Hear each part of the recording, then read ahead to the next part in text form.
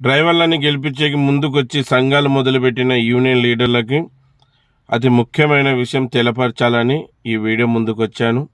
మళ్ళీ నేను చెప్పబోయే మాటలు మీకు నచ్చితేగిన మీరు మీ యూనియన్లో డ్రైవర్లు దీన్ని అమలు పరచండి. ఆల్రెడీ మేము అమలు చేస్తూ ఉన్నాం.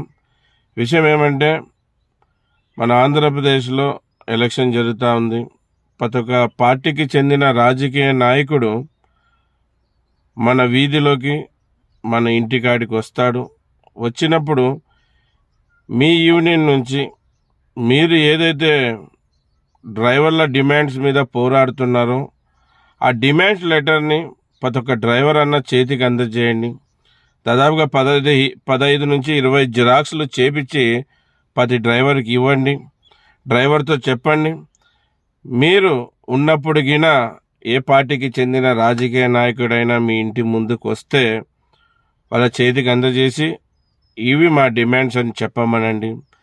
మన డ్రైవర్ అన్న లేనప్పుడు వస్తేగిన కుటుంబంలో వదినమ్మనో, అమ్మనో, అక్కనో, చెల్లెలో, తమ్ముడో, బావనో, బామాడదో, లేకుంటే కొడుకో, బిడ్డనో ఎవరైనా ఒకరు ఆ లెటర్ ఇవ్వమనండి. ఎందుకంటే ఎలక్షన్ ఉంది.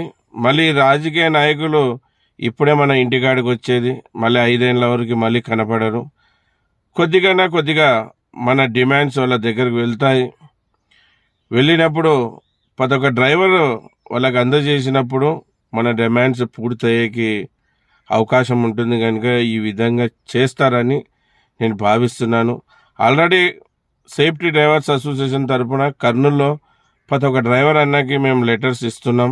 వాళ్ళు కూడా తీసుకొని వెళ్ళి ఇంట్లో పెట్టుకున్నారు. వచ్చిన రాజకీయ నాయకులకి ఇచ్చేకి వాళ్ళు కూడా సిద్ధపడారు.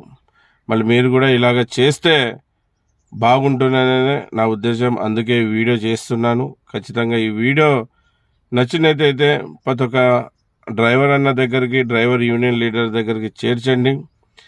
వచ్చిన అవకాశాన్ని ప్రతి ఒక్క డ్రైవర్ అన్న ఉపయోగించుకోవాలి, లీడర్స్ కూడా ఉపయోగించుకోవాలి. ఇప్పటివరకు ప్రతి లీడర్ అన్న ప్రతి మంత్రిని కలిశారు, ఎమ్మెల్యేని కలిశారు, ఎంపీలను కలిశారు, సీఎంల దాకా కూడా లెటర్లు తీసుకొని పోయి కలిశారు. కానీ వాళ్ళు చూశారు, ఇప్పటివరకు మనకు చేసిందంటూ ఏం లేదు. ఇప్పుడైనా చెయ్యాలంటే ప్రతి ఒక్క డ్రైవర్ అన్న ఈ అవకాశాన్ని ఉపయోగించుకొని ఖచ్చితంగా ప్రతి ఒక్క లీడర్స్కి, అంటే రాజకీయ నాయకులకి ఆ లెటర్ అందజేయాలని ఈ వీడియో ముఖాంతా కోరుకుంటున్నాను. ఇది విషయం. అందరికీ మరోసారి నమస్తే.